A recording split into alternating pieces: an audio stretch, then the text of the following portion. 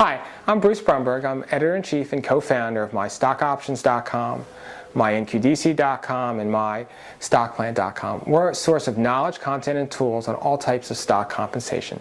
It's great you've gotten a grant of stock options. I want to help you make the most of it, and to do that, I think it's important to have an understanding of the taxes. It's a question we often hear from participants. They want to maximize the value of the stock option grants. Now, you have to know what kind of stock option grant you have. Is it a non-qualified stock option, or is it an incentive stock option? Let's turn first to non-qualified stock options. With a non-qualified option, the spread at exercise between the exercise price and the market price is compensation income. So let's say you have a stock grant, your exercise price is $10 a share, and the market price, when you actually go ahead and exercise it, is $15 a share. That's a good gain. That $5 difference between the exercise price and the market price, that's going to be compensation income. And you're going to have tax withholding on that compensation income when you actually exercise the shares. And what kind of taxes apply? Well, you're going to have federal taxes, you're going to have state taxes if you live in a state where there's state taxes, any local taxes, you're going to have Social Security up to the yearly maximum, and you're going to have Medicare tax.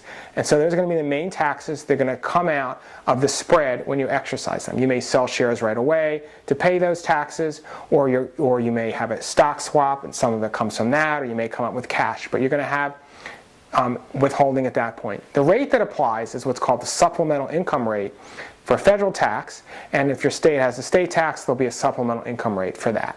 When you go ahead and sell the shares, you're going to subtract from the sales price the tax basis.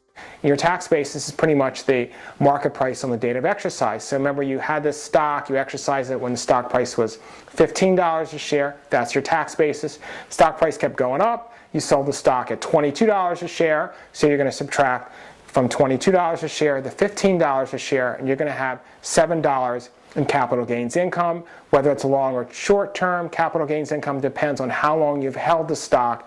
And when you sell the stock, you're going to get from your brokerage firm what's called a 1099-B, and you're going to use that to report the sale on your tax return. Make sure you always report the sale on your tax return, even if you sold the stock right away.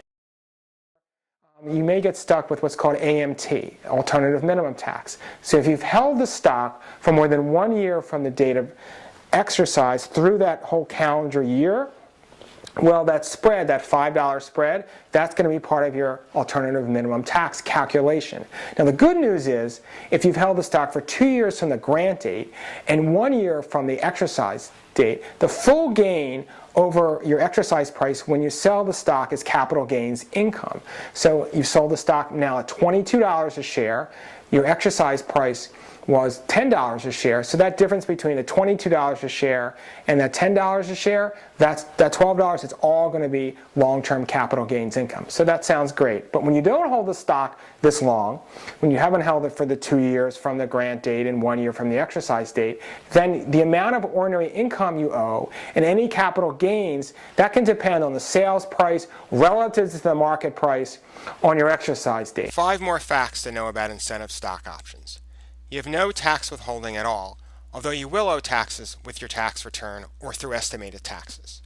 You have no Social Security or Medicare tax at all. You do not have any AMT if you sell the ISO stock within the calendar year of exercise. To calculate the AMT, you must complete Tax Form 6251 to see if you owe it. And if you do trigger the AMT, in future years you get a tax credit. That requires you to complete IRS Form 8801. And for examples and for details on stock option taxation and other topics, including those with the ISOs and the non-qualified stock options, including a lot of financial planning ideas and also details on tax return reporting, please look on those sections for the grants at MyStockOptions.com, or if your company or stock plan provider licenses content from us, you want to look in the MyStockOptions.com Knowledge Center. If you should want to license or customize a version of this video, please email me at info@MyStockOptions.com. Thank you for watching.